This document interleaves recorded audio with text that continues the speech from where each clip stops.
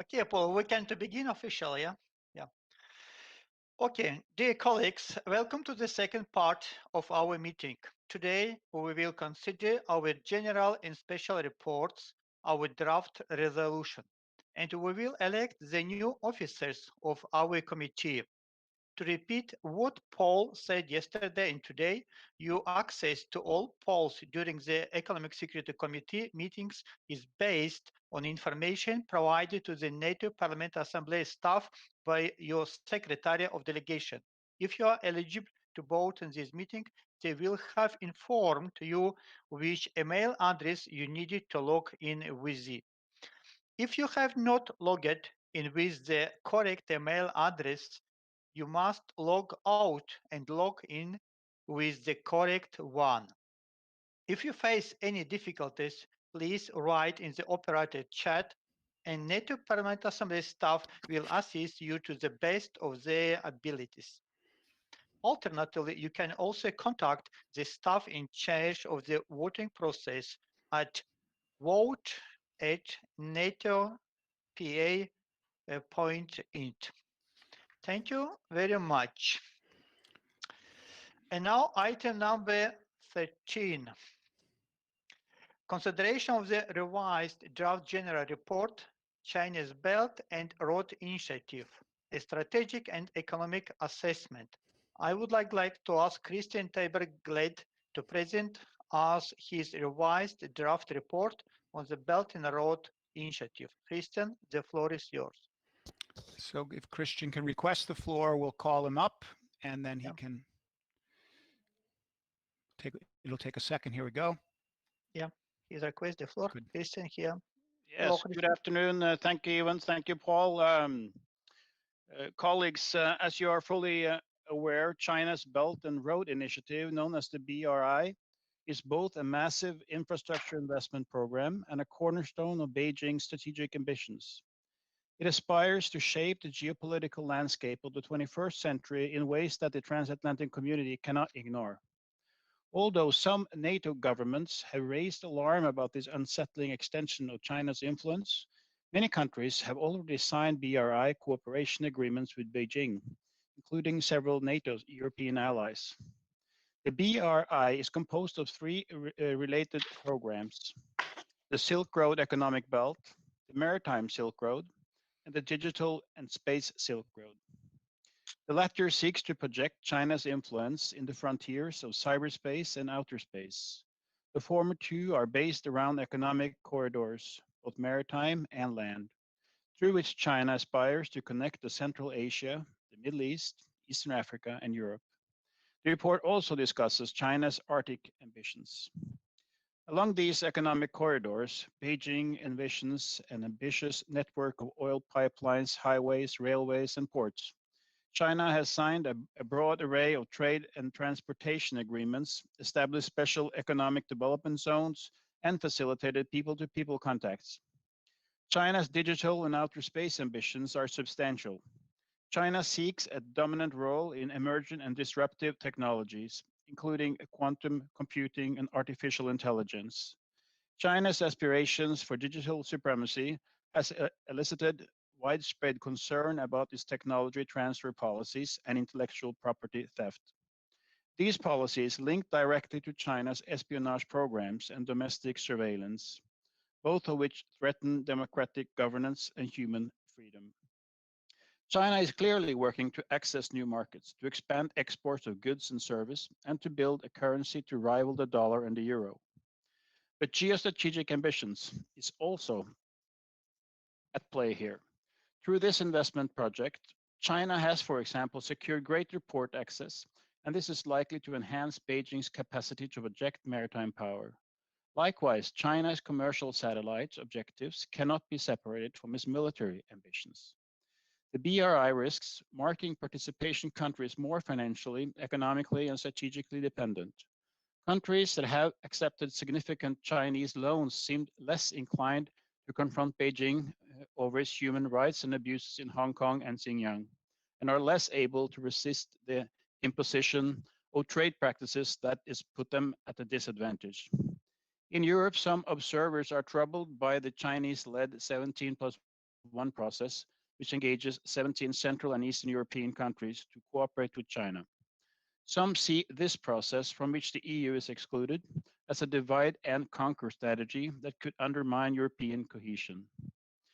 The Center for a New American Security, a Washington, D.C. based think tank, has identified 7 distinct risks unique to countries participating in the BRI: an erosion of national sovereignty, less transparency, unsustainable financial burdens, disengagement from local economic needs, rising geopolitical risks, negative environmental impacts, and a significant potential for corruption. The report touches on the downsides of Chinese lending, including debt traps and corruption, as well as poor environmental stewardship. Economics warn that those hidden environmental costs would generally have to be absorbed by the host country. This could pose both financial and political problems over the long term. Beijing has offered unsustainable loans and pursue infrastructure projects in some key emerging markets and developing economies. If these countries were unable to service the debt, China could demand unsavory concessions, some with geopolitical implications. China's lending practices have been described as a debt trap diplomacy. Both the IMF and the World Bank Group have called on Beijing to make its lending more transparent. BRI lending can also be linked to Chinese pressure on countries that criticize China's foreign and economic policy. China has targeted countries that dare criticize its suspension of the rights of Hong Kong citizens or the Uyghur population in Western China. These policies have triggered a reprisal of relations with China in Europe. 2018, the European Commission for the first time characterized China as a systemic rival. It also encouraged EU member states to exercise more vigilance regarding China's mounting economic leverage and the strategic intent of its investment strategy. The EU has also established a program to foster greater connectivity across Eurasia. Although Brussels has far lesser economic resources than Beijing, it is nonetheless intent on strengthening linkages between Europe and Asia. Europe's infrastructure investments, however, sharply contrast with those of the BRI. It demands stricter conditionality, greater transparency, more environmental sustainability, and democratic accountability. Washington sees the Belt Road Initiative through the lens of its broader strategic rivalry with Beijing. According to the UN National Security Strategy, the BRI seeks to give China a strategic foothold in Europe and Asia to perpetrate Beijing's unfair trade practices and to facilitate Chinese access to sensitive technologies as well as military installations. Like the EU, the United States also responded to the BRI with its own approach to connectivity and trade. Washington has encouraged more US private investments in the Indo-Pacific region, offering an alternative to China's predatory financing. On the military front, the United States has joined Japan, Australia, and India to re-establish the so-called Quad Forum for discussing military security challenges in the Pacific. While there has been a degree of transatlantic friction over how the best to deal with the BRI, allied governments continue to discuss these issues, and many European members appear to be moving towards Washington perspective on a range of matters. For example, a growing number of those offered by China. These initiatives are guided by very different values than those upheld by the authoritarian government in Beijing. To be effective, however, these projects will require significant capital injections. The financial burden and the geopolitical stakes may be greater for Europe than they are for the United States. Geographically, Europe is a cornerstone of the interconnected Eurasia that the BRI envisions. European decision makers will have to encourage the countries linking these two continents that its stricter project financing approach is more sustainable than the opaque offerings of Beijing. The EU also needs to encourage its neighbors, notably in the Western Balkans, to push for stricter standards of transparency when dealing with Chinese investors. It is finally worth noting that at the NATO London summit in December 2019, allied leaders recognized the necessity of a common response to China's challenge. NATO will pay greater attention to China in the future and will flag the many security challenges Beijing poses in its forthcoming strategic review. Thank you all very much for your kind attention. I look forward to your comments before we vote on this report's adoption. Thank you very much. Thank you very much, Christian, for your excellent report. Are there any comments? I will take all questions and comments together and ask the reporter to respond afterward. If you want to ask something, please request the list right side on your screen. I see none, Mr. Chair, at this point. Oh. So if there are none, we can proceed to voting on the report. Okay, I will ask maybe to click on poll on the right side of this screen. Please, 1 minute to vote.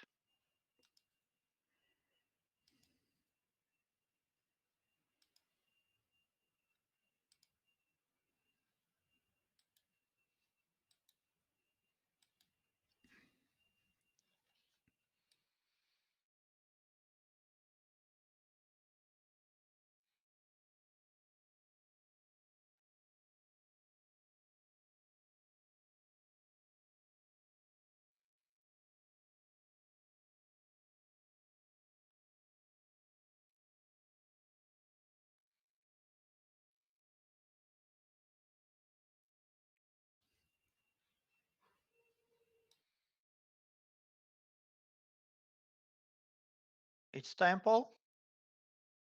Yes, go ahead. I think we can. I can ask my. Well, no, sorry. We have just to be sure, we have 10 more seconds.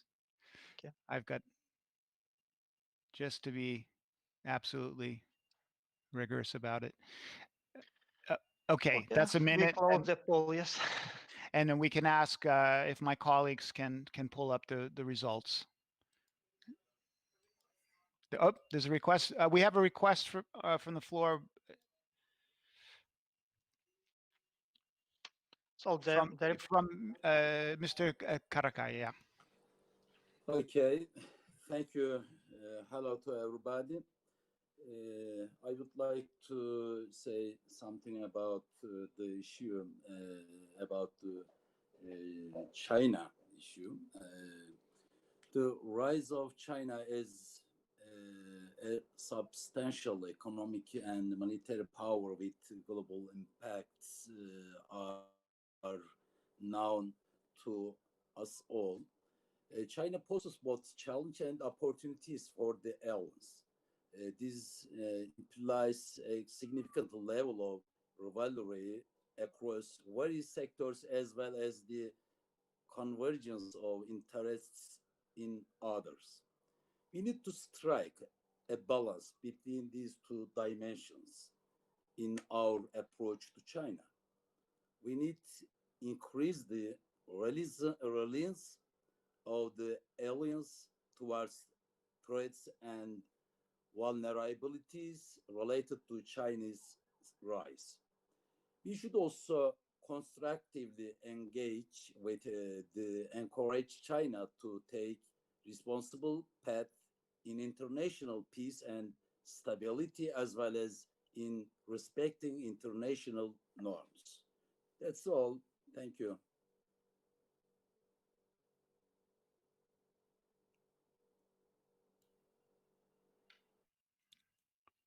Evans, we don't hear you, Evans.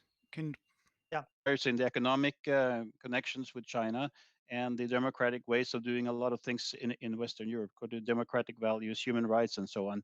And so that's why it's very important that we all countries in the western part of the world also know the values that they are based on, and we have to consider that against China's economic activities. I agree with you. Thank you very much. Thank you very much, Christian. Well, we can announce the results. It's ready. 16 votes for, and nobody, no abstention, and no against. So the report are adopted. Congratulations, Christian. Let's go to the item number 14. Maybe we'll now consider the Economic Security Committee special report and afterwards the resolution to which it is tied. Our rapporteur presented his report to all committees during the COVID-19 special meeting that took place on Wednesday. He will now present this resolution, which of course is also a condensed summary of this excellent report of the economic consequences of the COVID-19 crisis. To begin this discussion, afterwards, we will take any comments on the reports. Then we will vote on the report, and finally, the committee will take up the resolution. Christian, the floor is yours. Thank you very much, Evans. I guess you can hear me. You must be very tired of seeing my face now, so I'm sorry about that. Um, colleagues, I presented the report we are about to consider at the special meeting on the COVID-19 that took place on the opening day of this session. It is not necessary to repeat those remarks for this meeting. So I won't repeat those remarks, but I want to indicate two small changes I would like to make in the report for the sake of accuracy so that these changes will be included when the report is adopted afterwards. In paragraph 57, after the sentence that ends with a phenomenon that can endanger poor investments decision making and undermine long-term growth, delete the rest of the paragraph and put in this sentence. There has been substantial assistance provided to Americans struck by the crisis through the 2.2 trillion CARES Act, and a discussion is now underway in Washington to determine future support. That is an important update. Secondly, in paragraph 15, I would like to delete the rest of the paragraph after the sentence. Just as trade growth has been a critical factor in wealth generation in the many years since the end of World War II, so too will the shutdown of trade become an agent of wealth destruction. The rest of the paragraph is not economically clear, and it would be best to delete it. Now I will just briefly say a few things about the resolution. We will consider the resolution after we first discuss and vote on the report. The first part of our resolution essentially surveys the broad array of economic, social, and public health challenges we face because of COVID-19. We note that pandemics provoke serious negative economic shocks. The paradox we confront is that the measures undertaken to minimize the impact of the pandemic, such as enforced quarantines and travel bans, invariably undermine national economies over the short term. But this is a cost that we must absorb to ensure the disease does not overwhelm our societies.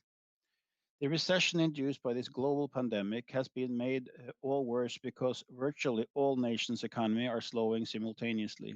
We also face a problem of mounting public and private debt that would eventually have to be financed or paid down. This will be very challenging. Meanwhile, developing countries confront a flight of capital to so-called safe havens in the West. This has provoked an economic crisis at the moment when they need resources to fight the pandemic. As you all know, the pandemic has also posed serious challenges to the transatlantic financial and trading systems, both of which have been essential to our well-being. The resolution notes that geopolitical risk does not simply vanish during a global medical emergency. Indeed, these risks grow more serious. We therefore cannot neglect national defense even as we face serious budgetary constraints. In the current recession, defense industries confront a serious problem, particularly as many commercially oriented companies play such an important role in developing critical components for defense equipment. We will need to find ways to keep these firms afloat and positioned to flourish once we move into a post-COVID period. Our resolution also suggests that we should not assume that this pandemic is a once-in-a-lifetime event. Pandemics can occur anytime, and there are many reasons why they may come more frequent in the future. We therefore must better prepare our societies to cope with these challenges. The resolution appeals for deeper international collaboration in the face of grave medical and economic challenges. No country can resolve a crisis like this pandemic on its own. It is also crucial that we invest in the essential infrastructure and medical equipment while engaging in contingency planning so that we reinforce our resilience in the face of the pandemic. Innovative partnerships among government, scientists, and economics are needed to better to better prepare for catastrophic risk and to ensure that work together to develop and distribute vaccines. We should also reduce over-reliance on any single supplier country of vital medical equipment, particularly when the investing country is considered a strategic rival. We will also need to assist developing countries counteract the economic and medical impacts of this crisis, as well as we have a direct stake in their success. Our government must begin to develop credible set of strategies to unwind or finance very high debt burdens. They should also intensify transatlantic monetary, fiscal, and trade cooperation. We need smarter collective approaches to defense procurement and deeper defense industrial and doctrinal cooperation so that we can get more return on our defense investments. Finally, we must rededicate ourselves to allocating 2% of GDP to defense and 20% of overall defense spending to major equipment procurement and defense research to ensure that allies remain capable of defending their societies against geopolitical threats, some of which pandemics will only exacerbate. Thank you for your attention. I look forward to your comments on the report, and after we have voted on that report, your amendments and comments on this resolution. Thank you very much. Thank you very much, Christian. Are there any comments? I will collect all questions and then the Christian will be respond to each one. Okay, I have Philippe Folliot from France. Philippe, please request the list. Yes, we see.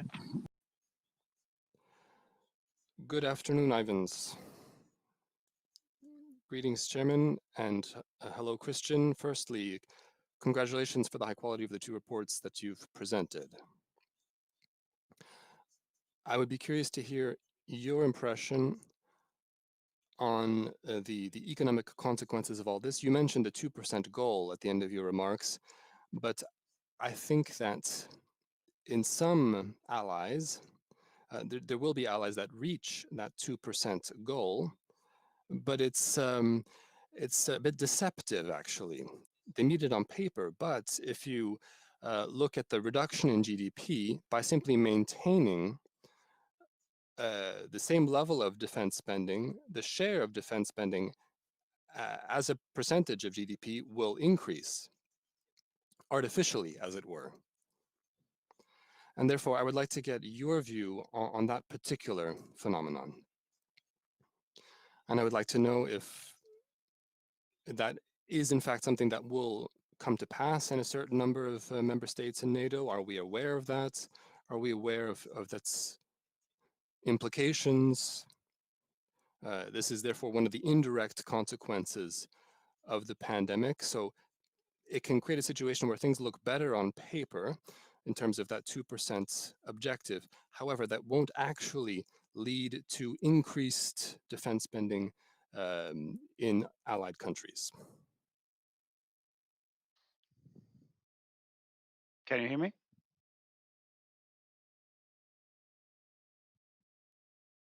Yes. Right. You're fine, Christian. Yes, yeah, we can hear you. Okay. Christian. Thank you for that excellent question. Of course, that is the challenge. Every time you have a budget, when you have percentage goals, that is the outcome. When you have downturn of the economy and you have smaller GDP, of course, the percentage may go up, but the total numbers in money will go down.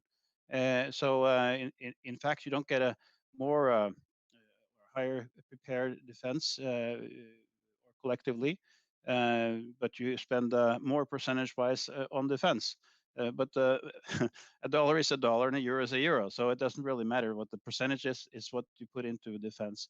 And I think also a consequence of this that most nations has a long-term planning of their defense, of course, and that means that you have investments that go many years into the future, and those has to be financed no matter what the percentage is. So I guess the nations will have to spend more money than 2% on defense if they are able to, if they are going to procure what they're planning to procure and to improve their defense forces as they are planning to improve. So even though 2%, it's 2%, but I think they will spend more because they have to pay their commitments that they have gone into prior to this pandemic.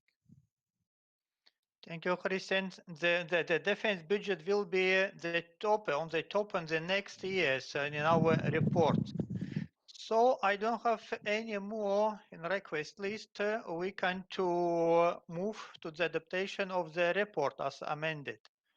I will ask member to click on poll on the right side on the screen. Please choose whether you adopt or reject this report. You can also select abstain.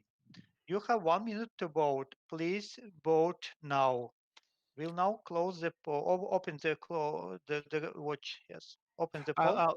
I'll ask Yeah. my colleagues to start the clock, The poll, please. yep. The clock, I don't see it moving. Can we? Do you have? start? Sorry, can you hear me, Paul? Or Yes. Evans? Yes. Yeah. There is an amendment being made by Turkey. Later, next time. That will be for the Okay, I'm sorry. resolution. Next the item, yeah. resolution, yeah. Sorry. Now only we're voting for the report. Yeah. Okay, the polls is open. Yes, the poll is open and the this clock is time. running. Yeah, yeah.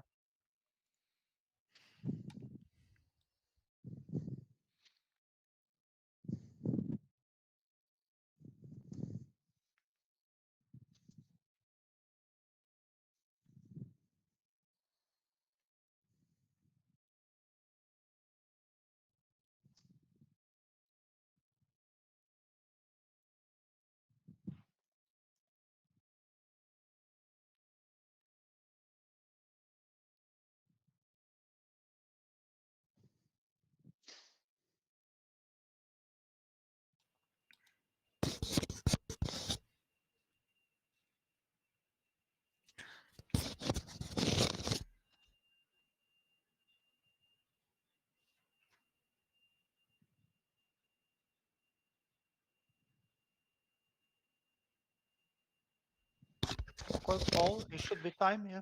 Yeah, 4 seconds.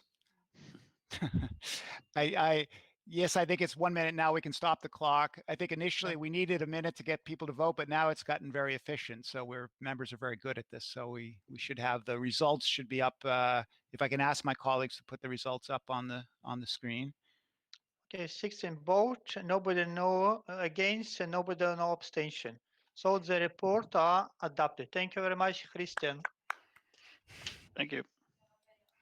We will now consider the amendment to the draft resolution economic resilience in pandemics. I do first want to thank the rapporteur of his excellent draft resolution. You can find the table of amendment on the document on the right side of your screen. At this point, I will ask our committee secretary, James Davis, to join us on the screen. He will help guide us through the voting on the CUDA platform. Thank you for joining us, James. Okay. Nick is up. It's Nick. Nick Beach, yes. Okay. Nick, okay? Microphone, Nick. Please request the list also, Nick.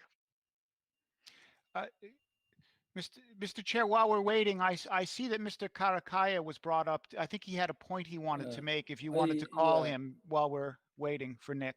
Okay, Mr. Karakaya, the floor is yours. How again? I mean, I was asked a question. We are always discussing about the right balance between protecting public health and maintaining social and economic life. What do you think about the issue? How can we find the right balance on the issue? Christian, do you want to respond, please? Yeah. Maybe first, we need.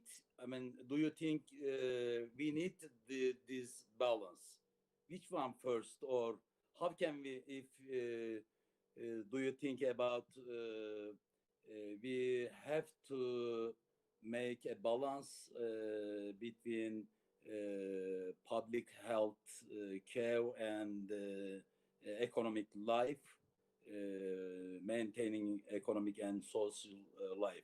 How can we do it? What's your comment on that issue?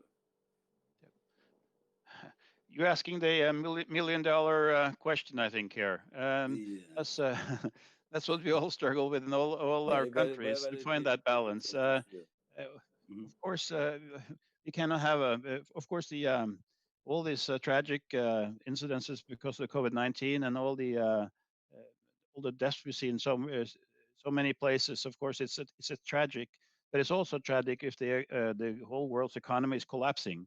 And to value human lives against the world economy, it's very difficult to do that trade.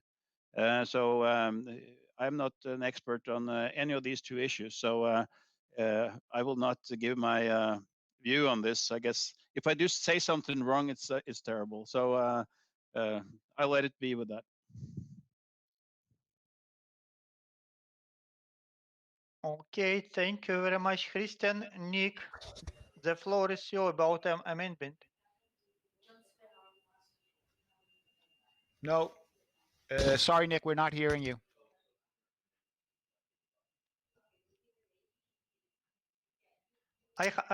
Paul, I have a request to speak John Speller Okay. from United Kingdom. So we can bring up Mr. Speller, and then Nick will try to Oh, work on yeah. your microphone problem. Okay, John Speller, the floor is yours. Well, thank you, Ivans, and I'm getting feedback here, so I'm not We sure why. don't see the face you. Please turn on the camera.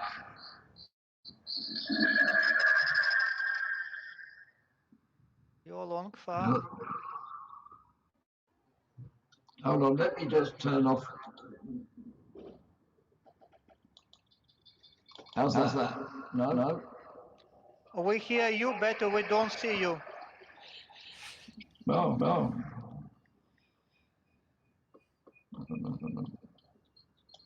Please request the list maybe a second time. Okay, you are. Can you see?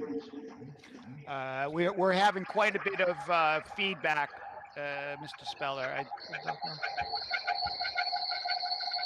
I think. Okay, Nick, if you are ready, we can to begin from you, Nick. Sorry, John. Nick, you can to try speak. I don't hear you, Nick. I don't hear you, Nick. No, boss. No. Hello? John?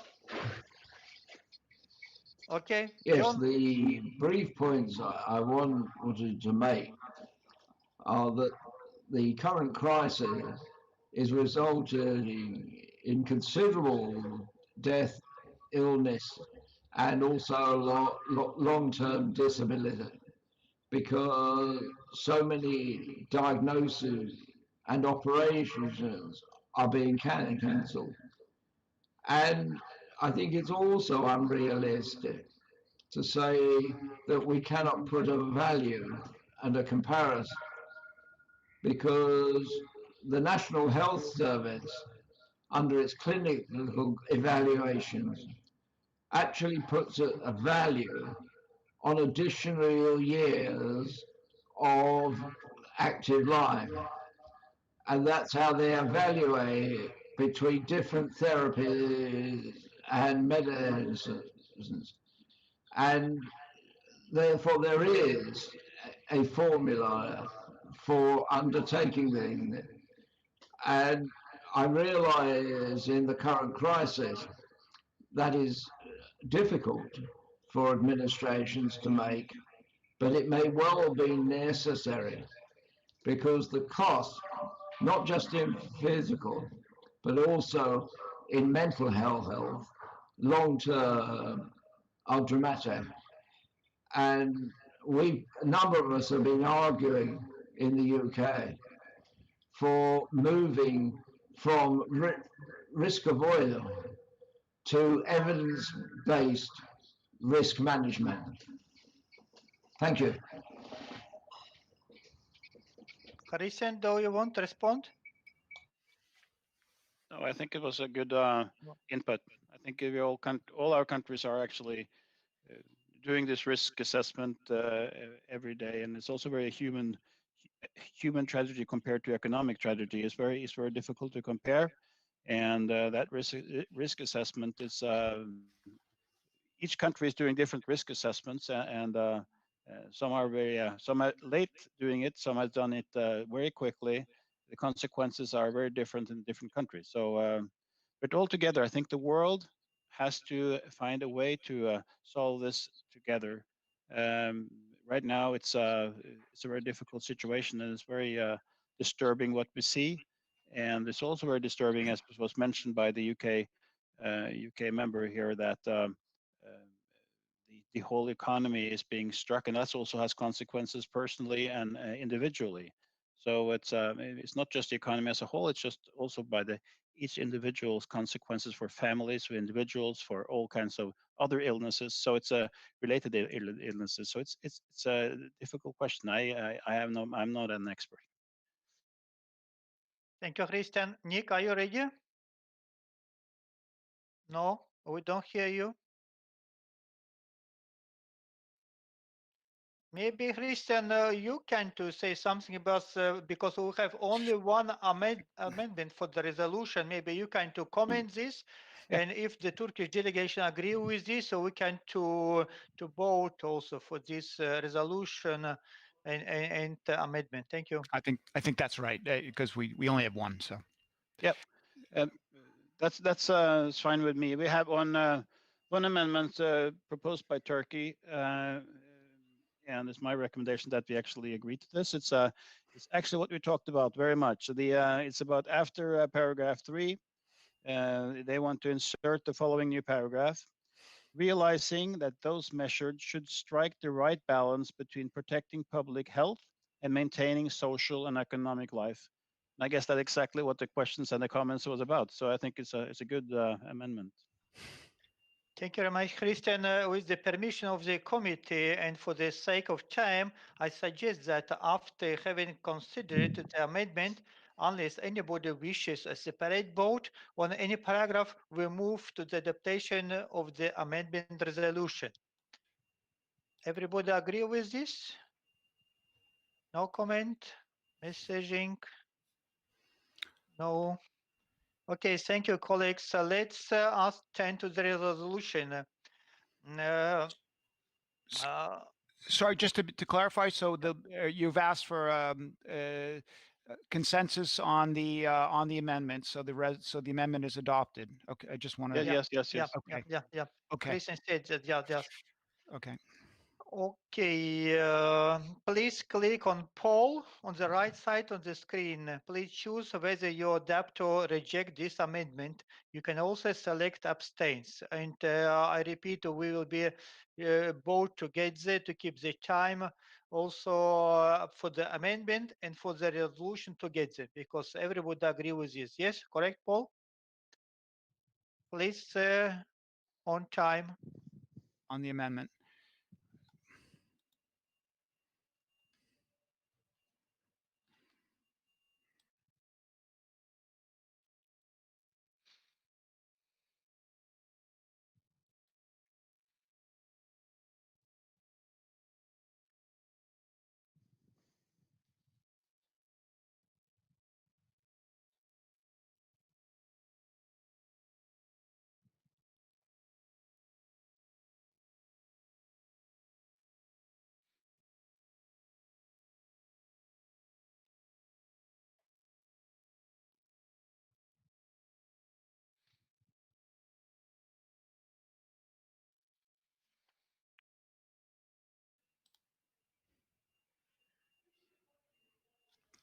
Okay, Mr. Chair, we have 1 minute, so Yeah, okay.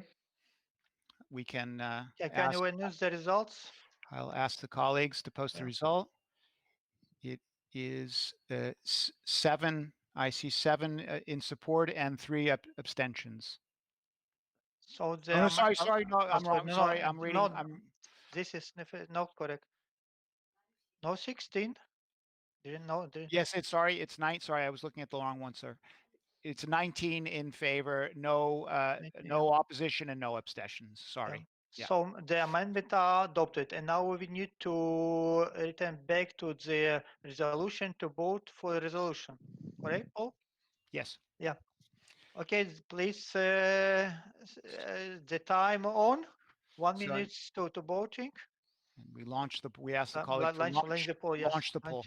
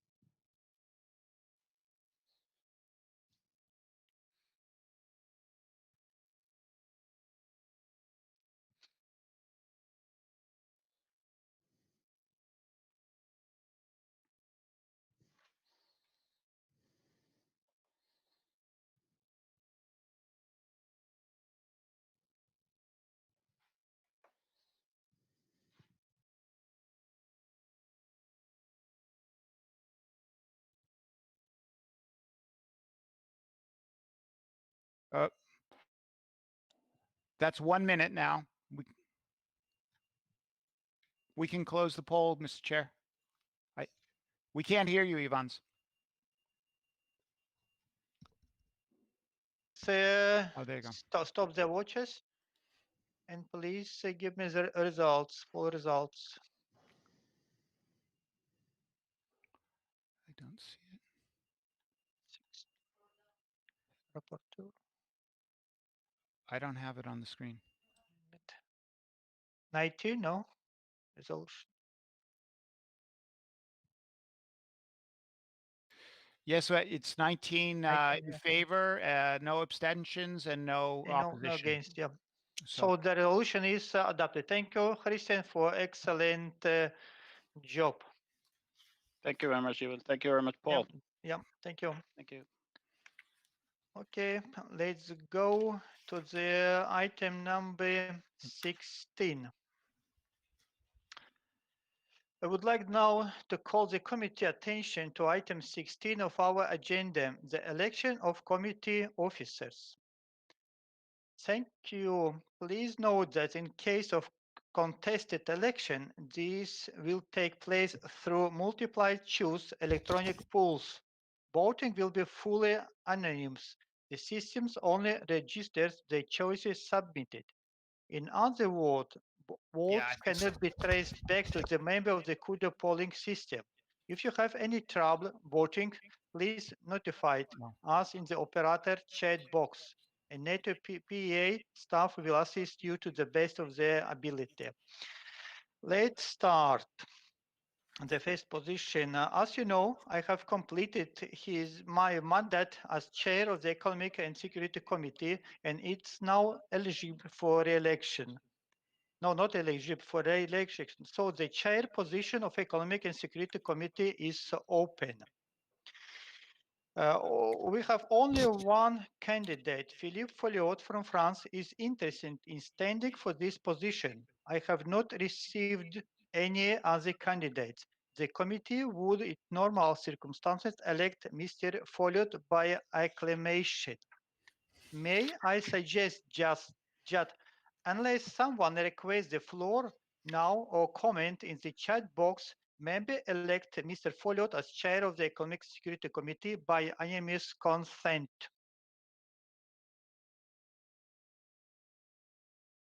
Now, I don't have nothing in the chat, nothing to ask the request list.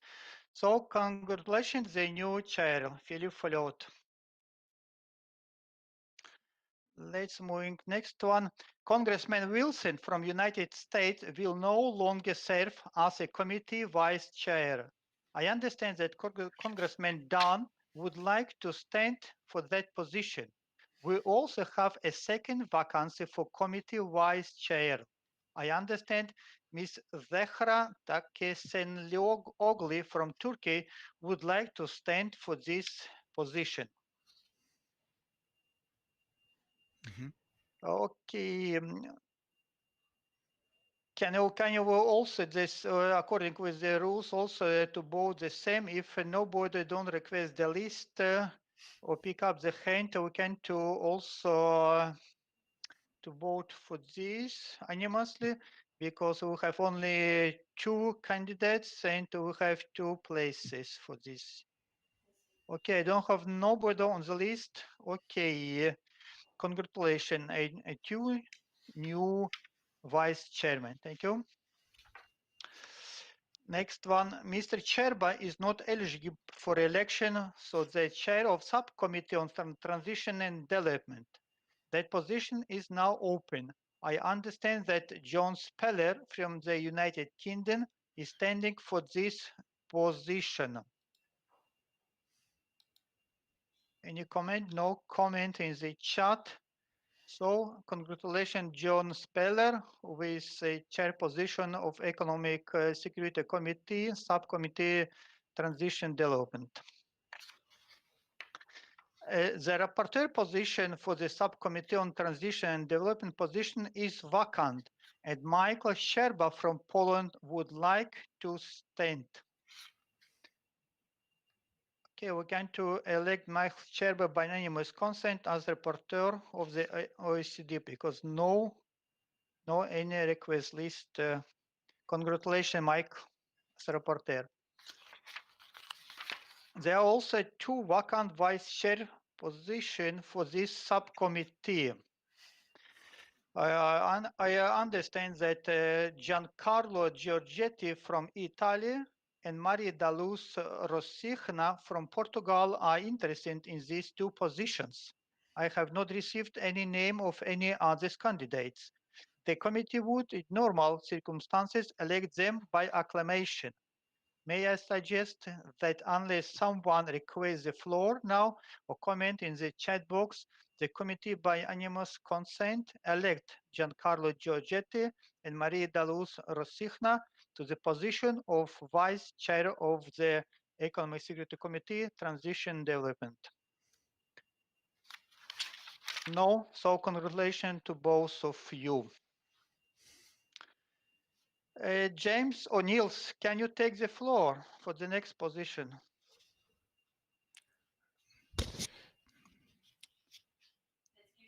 Yeah. Nick, okay. Nick, the floor is yours. Let's see if he works.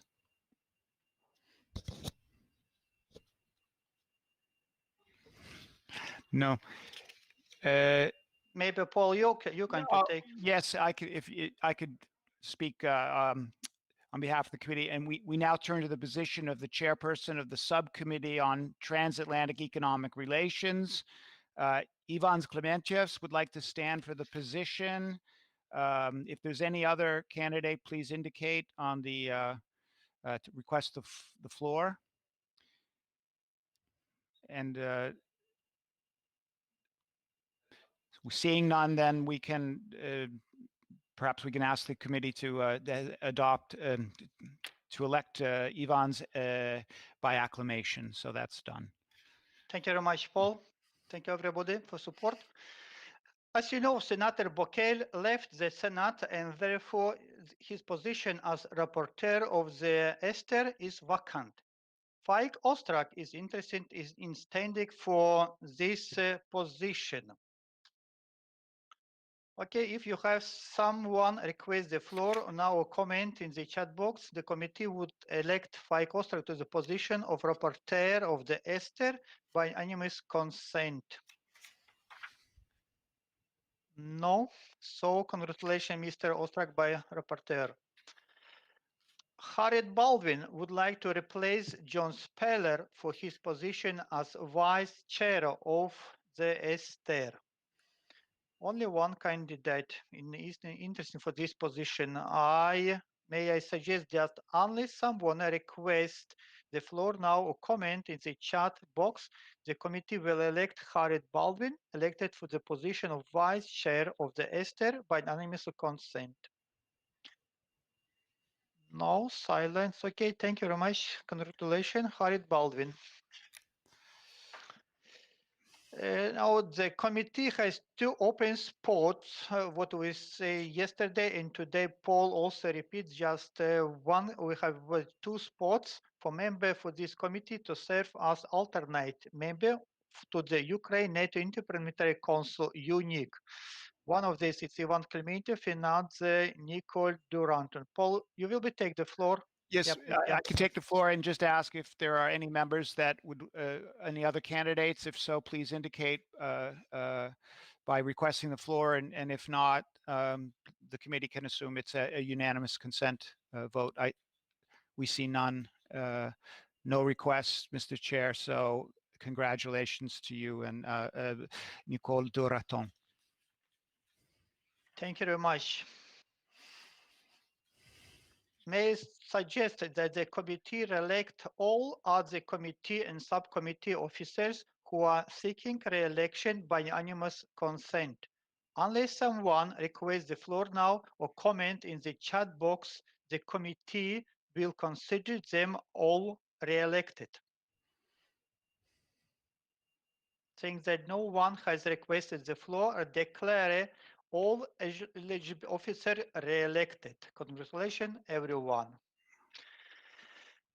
Item 17, is there any other business? Mr. Chair, could I just take the Yeah, floor? Paul, yeah, I have request list.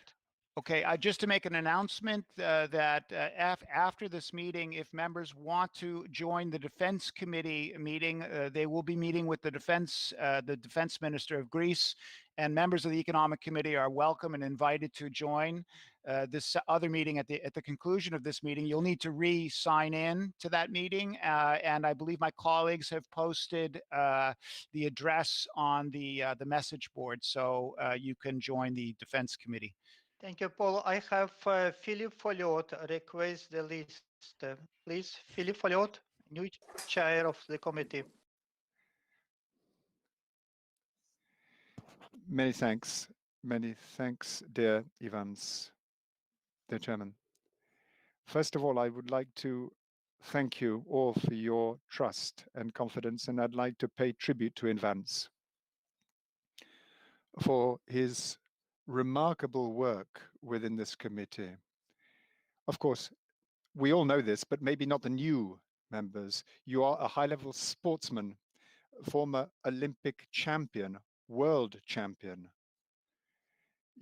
I'm sorry, I'm just not up to it, Evans.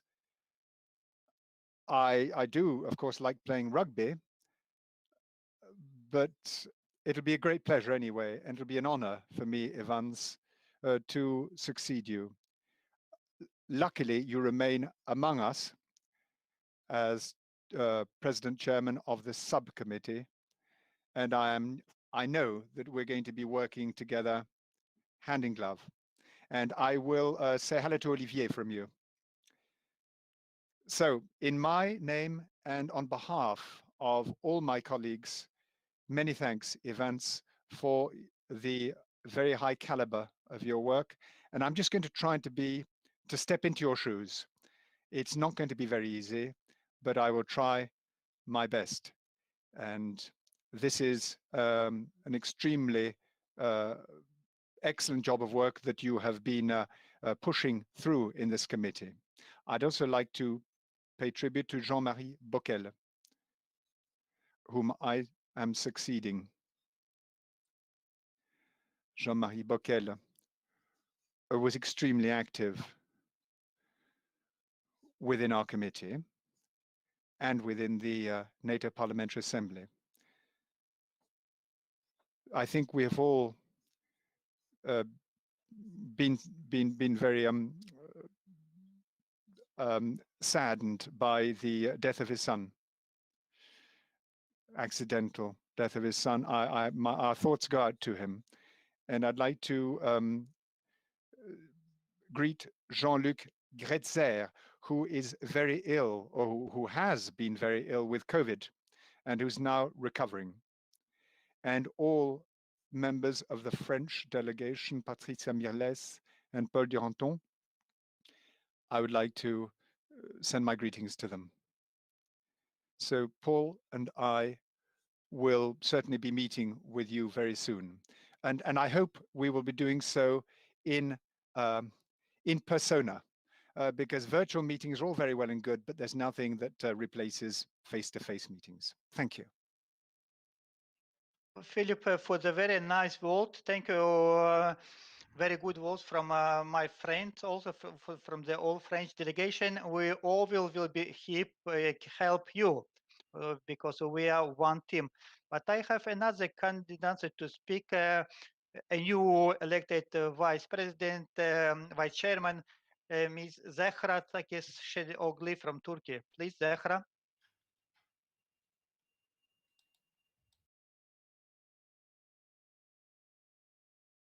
I would like to thank to all of you to support me to be a vice chair for this committee. Actually, I am member of NATO since 2016, and I learn a lot. And hopefully, I would like to do my best when I'm working here. Thank you so much again.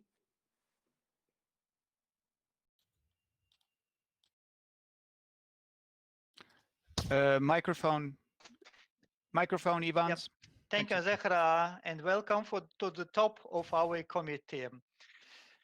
So, date and place of the next meeting. Our committee will take part in the OECD annual parliamentary meeting the week of 9 February 2021.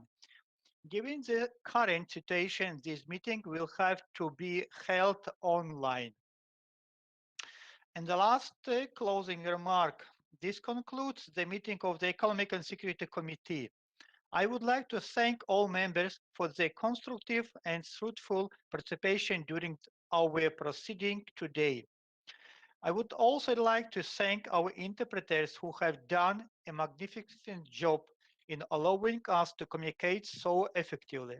Finally, many thanks to Paul Cook, Anne-Laure Bleus, James Davis, and Nick Beach, Valerie Geffro, Anna Laura Panissa, and Serafine Dinkel, who have all worked so diligently to make this meeting possible.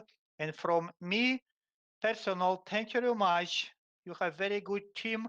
Thank you for the help. And for me, these 3 years also was very good experience for the whole life. Thank you. And we'll be continue working with you.